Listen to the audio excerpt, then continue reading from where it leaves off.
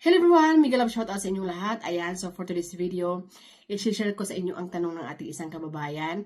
By the way, sa ating mga kababayan na nagko-comment sa aming YouTube channel, maraming salamat.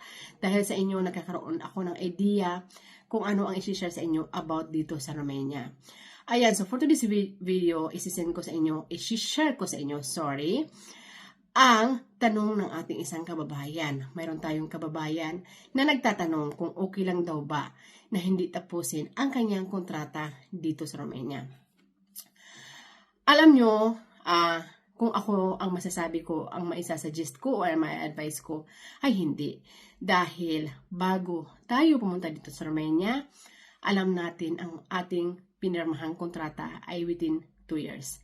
So, ibig sabihin, bago ka umalis, tinanggap mo yan, obligasyon mo yan.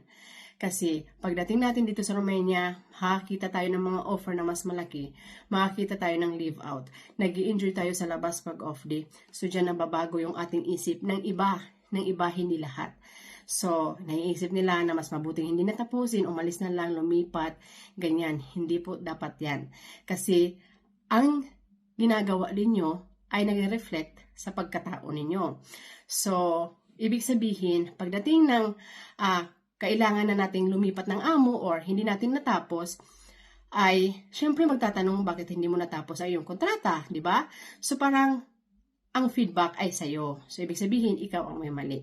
Maliban lamang guys, of course, kung mayroon tayong emergency na kailangan mong umuwi or nangyari sa'yo, whatever, na mga emergency. So, of course, wala din naman magagawa kung gusto mong hindi tapusin. Pero, ang gusto kong i-suggest or i-share sa iyo ay tapusin mo dahil magre-reflect yan sa iyo once na maghanap ka ulit ng amo. Sana makatulong. Ingat lahat. Bye!